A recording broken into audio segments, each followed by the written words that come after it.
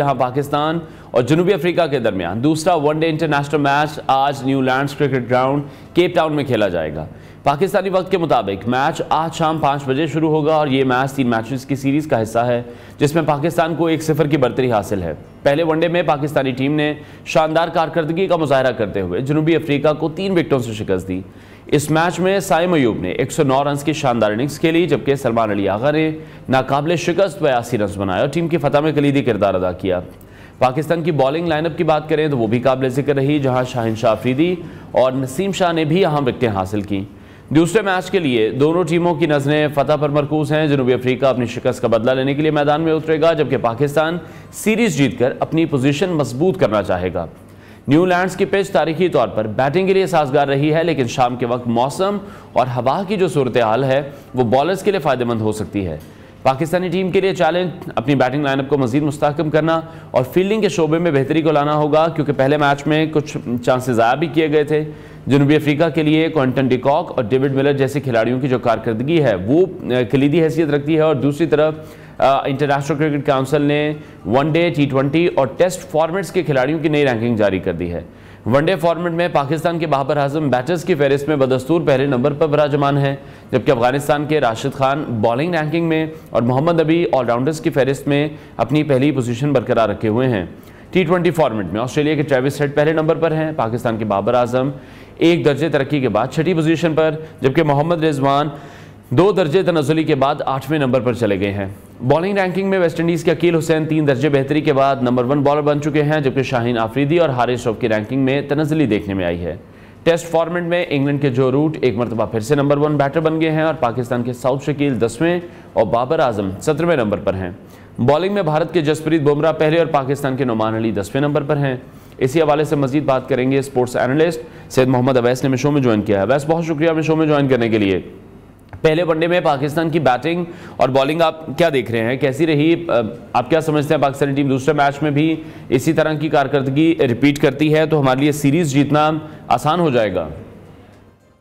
पाकिस्तान अगर पूरी पाकिस्तान ओवरऑल अगर टीम की आप बात करें तो हैट्स ऑफ है, क्योंकि मैंने याद होगा आपको ये बात बार बार कहता रहा हूं कि पाकिस्तान अंडर प्रेशर इसलिए सऊदी सीरीज में जाएगा क्योंकि अगर आप बेशक वो डिफरेंट फॉर्मेट है टी20 का, लेकिन आप 3 टी20 मैचेस ऑस्ट्रेलिया और 2 टी20 मैचेस, क्योंकि एक रेन आउट हो गया था, आप 5 टी20 मैचेस हार के आप इस सीरीज के अंदर एंटर हो रहे। साउथ अफ्रीका से भी आप हारे हुए हो, तो जो कैप्टन है खास करके जो डग आउट है वो प्रेशर फील कर रहा होगा, इस चीज को ऑब्वियस बात होती है। लेकिन जिस तरीके से पाकिस्तान ने यहाँ पर मैं कहता हूँ कि जो स्कोर दिया है अनफॉर्चुनेट ये नहीं होना चाहिए था, क्योंकि बैट फील्डिंग कहीं ना कहीं हमारी रही है, शायद इससे कम हम आउट कर सकते थे इनको, लेकिन खास करके जो बैटिंग ऑर्डर जिस तरीके से परफॉर्म किया, साइम अयूब की आप बात करें, किसी एंगल से उस दिन नहीं लगा, बहुत ज्यादा क्रिटिसिज्म उसके ऊपर होता भी है। और मैं इस सीरीज की अगर बात करूं, बहुत से प्लेयर्स पे आपको पता तलवार लटक भी रही है, क्योंकि 2 से 2.5 महीने रह चुके हैं चैंपियंस ट्रॉफी के लिए, तो सबको पता है कि उसकी कौन सा स्क्वाड जाएगा चैंपियंस ट्रॉफी के अंदर, कौन सा नहीं जाएगा, क्योंकि अभी मुद्दबादल खिलाड़ियों का भी नाम आहिस्ता आहिस्ता आने स्टार्ट हो चुका है जो अभी डोमेस्टिक पे परफॉर्म कर रहे हैं। साइम अयूब की बात करें, साइम अयूब ने जिस तरीके से एक जिम्मेदाराना इनिंग्स खेली, सीनियर कैंपेनर जैसे एक सीनियर होता है वो आपको नजर आया। शॉट सिलेक्शन की आप बात करें, फिर आगा सलमान के साथ एक इनिंग्स को बिल्ड करना, आगा सलमान पे इतना प्रेशर इस वक्त इस मैच से पहले था, आपको पता है कि यहां तक मैं भी कह रहा था कि यार एक वाइस कप्तान था, आपने वाइस कप्तानी से उतार दिया। जिस पोजीशन पे इस वक्त तो पाकिस्तान टीम के लिए खेल रहा है, क्या वो डिजर्व करता था उस पोजीशन के लिए? क्योंकि वो पोजीशन ऐसी है जिसमें आपने लोअर ऑर्डर बैट्समैन को भी साथ लेके चलना है और आपको इकोनॉमी रेट साथ में स्ट्राइक रेट मेंटेन करके रखना पड़ता है। लेकिन जो विनिंग नॉक उसने खेली है, फिर 4 खिलाड़ियों को आउट किया, क्योंकि जब south Africa on the start जिस वक्त स्टार्ट हुआ था खेलने के लिए, तो आपको पता है लगभग स्कोर मैं कह रहा था कि 300 सवा 300 का, और मुश्किल होगा पाकिस्तान की चेस करने के लिए इस विकेट पे। लेकिन जिस तरीके से उसने आते ही 4 खिलाड़ियों को आउट किया, उनकी बैकबोन तोड़ी, फिर पाकिस्तानी पेसर्स में कहता हूँ थोड़ा सा ऑफ कलर आपको नसीम शाह वगैरह नजर आ रहे हैं, कहीं ना कहीं शायद फटीग आपको नजर आती है, वो कैरी करें, लेकिन ओवरऑल परफॉर्मेंस पाकिस्तान टीम की बड़ी जबरदस्त रही। और अच्छी बात है कि बड़े टूर्नामेंट में एंटर होने से पहले आपको ये परफॉर्मेंसेस चाहिए, लेकिन फिर मैं कहूंगा कि जो आपका ओपनिंग डिपार्टमेंट अब्दुल्ला शफीक उन पे तलवार लटक रही है, वो ड्यू है उनकी इनिंग्स जो उनसी है, बहुत जरूरी है कि आज वो परफॉर्म करें, नहीं तो आपके पास काफी अब केस स्टडीज हो चुकी हैं कि भाई ठीक है। अब्दुल्ला शफीक के हवाले से आपने बात की है, लेकिन साथ ही साथ बाबर आजम उस तरह से परफॉर्म नहीं कर पा रहे हैं, इवन रिजवान परफॉर्म नहीं कर पा रहे हैं, तो इन तीनों दोनों पर भी तलवार है जो अब्दुल्ला शफीक पर है, या ये आपको लग रहा है कि ये सेफ हैं, ये चैंपियंस ट्रॉफी में तो ये कंफर्म है? देखिए ये तो सेफ है, जो मर्जी आप कर लें ये तो सेफ ही रहेंगे, क्योंकि एक अलमी अनफॉर्चुनेट है, क्योंकि हम जो मर्जी क्या कर ले वैसे ये कुछ कर लें बस, हम तो ये कह रहे हैं। वही मैं कह रहा हूँ ना, जो मर्जी हम कर लें ये सेव ही रहे, मुसीबत रहेंगे। पता है क्यों? अगर आप बात करें बाबर आजम की, स्पेसिफिकली बात करें, क्या हमने बाबर आजम का ऑल्टरनेट की अगर मैं बात करूं, क्या हमने तैयार किया है? हमने नहीं तैयार किया। हमारा मसला ये है क्योंकि हम लोग प्लानिंग जो सी है, याद रखें जब आप एक बड़े टूर्नामेंट की प्लानिंग करते हैं, आप करते हैं 1.5 साल पहले, आपके पास बैकअप टीम्स तैयार होती हैं, आपके पास बैकअप टीम अभी तक तैयार नहीं है। आप ओपनिंग डिपार्टमेंट की, तो मैं भी आज बात कर रहा हूं ना कि आपका ओपनिंग डिपार्टमेंट आपको मसला नजर आ रहा है, आपकी बिल्कुल बात ठीक है। असल जड़ का मसला आपकी मिडल ऑर्डर है, जहां पर आपने देखे, मैं चैंपियंस ट्रॉफी को चले ना, क्योंकि चैंपियंस ट्रॉफी नजदीक तरीन टूर्नामेंट आपका ट्राई नेशन सीरीज भी पाकिस्तान में है। आपकी बॉलिंग यूनिट उस दिन अच्छा था, आपने उनको जल्दी आउट किया, ऑस्ट्रेलिया को भी आपने ऐसे ही आउट किया था। अगर आप मुझे बताएं कि अगर 350 स्कोर पड़ जाता पाकिस्तान को, या 350 पड़ जाता, 300 का जो हिस्सा है, क्या हमारी टीम में इतना दमखम है वो चेस कर सके? क्योंकि मिडल ऑर्डर याद रखें हमेशा आपको मैचेस जितवा के देता है, प्लेसमेंट करता है। आपके मिडल ऑर्डर के अंदर इतनी सख्त नहीं है। चाहे वो रिजवान की बात करें, मैंने कहा ना कि आप जो है वो T20 सीरीज हार के इस सीरीज के अंदर आप आ रहे हो, तो आपके ऊपर एक साइकोलॉजिकली प्रेशर एक उस चीज का बिल्ड हो रहा होता है। फिर हमेशा याद रखें जब आप लीग की कप्तानी की बात करते हैं, आप डोमेस्टिक कप्तानी की बात करते हैं, वो टोटली डिफरेंट चैप्टर है। जिस वक्त आप पाकिस्तान की कप्तानी करते हैं, आपने खाली पाकिस्तान की कप्तानी नहीं करनी, आपने इस मुल्क की आवाम की भी कप्तानी कर रहे हो, आपने मीडिया प्रेशर को भी हैंडल करना है, आपने फैन प्रेशर को भी हैंडल करना है, जो बैकडोर पे पाकिस्तान क्रिकेट बोर्ड में जो मामलात हैं उसको भी आपने हैंडल करना है। साइकोलॉजिकली आप अफेक्ट होते हो और वो नजर आता है फिर आपकी बॉडी लैंग्वेज से, जो आपकी बैटिंग के अंदर अब नजर आ रहा था। इसलिए मैंने कहा ना कि मैं थोड़ा सा खुदा ना खास्ता, अल्लाह ना ही करे कि आप अगर इस सीरीज के अंदर लड़खड़ा जाती है पाकिस्तान की टीम, अगर आप हार जाते हैं, तो जो प्रेशर कुकर फटेगा रिजवान का कि भाई मैं कप्तान हूं, मैंने टीम को अंदर जाके लड़ाना है, कोच ने अंदर जाके लड़ाना नहीं है। कोच का काम टीम के साथ बाहर है, अंदर जाके लड़ाना मैंने टीम को है। मुझे ये प्लेयर्स चाहिए, मैं ये प्लेयर्स को खिलाने के लिए तैयार हूं, मैं जिम्मेदारी उठाने के लिए तैयार हूं। तब जाके आपको जो कप्तान है उसको आप बैकअप करते हो। हमारे एक अनफॉर्चुनेट मामलात रहे क्रिकेट बोर्ड के अंदर, हमने वो चीज नहीं की। फिर दूसरा सबसे बड़ा जो मसला आपके जब मिडल ऑर्डर की मैं बात करूं, अगर मैं चले 4 खिलाड़ी साउथ अफ्रीका के आउट हो गए, मैं इकोनॉमी रेट पे आपसे बात कर रहा हूं, फिर भी उनका जिस वक्त क्लासा खेल रहा था तो इकोनॉमी रेट उनका टच कर रहा था 5, 5.5, 4.5, 5, 5.5 रन, 6 रन पर ओवर की बात कर लें कि हार्डली उनका टच कर रहा था। बेशक हम चेस कर रहे थे, चेस का सिनेरियो थोड़ा सा डिफरेंट होता है, उसमें प्रेशर गेम होती है आपके ऊपर। हमारा इकोनॉमी रेट आज भी वही 3.5 पे टच कर रहा था, 3.5, 4, 3.5, 4, जो हम लोग बैक क्रिकेट खेलते हुए आ रहे हैं। हम लोगों के पास ऐसा कोई मिडल ऑर्डर के अंदर बैट्समैन मौजूद नहीं है जो कि उस इकोनॉमी रेट को प्लस करके उसको पता हो कि मैंने 5-6 रन पर ओवर कैसे निकालने हैं या शायद 7 रन पर ओवर कैसे निकालने हैं। वो जो पोजीशन है मिडल ऑर्डर के अंदर वो डेफिनेटली मिसिंग है। यहाँ पर बहुत से लोग ये सवाल भी उठाते हैं कि भाई ये मैं चाहूंगा कि अगर आप नाम ले लें तो वो ज्यादा बेहतर होगा। कौन से ऐसे 2 प्लेयर्स आपको लगता है कि मिडल ऑर्डर में होने चाहिए जिस टाइप की क्रिकेट आप कह रहे हैं कि वो खेल सकते हो या वो खेलते हैं, जिसकी पाकिस्तान को बड़ी जरूरत है?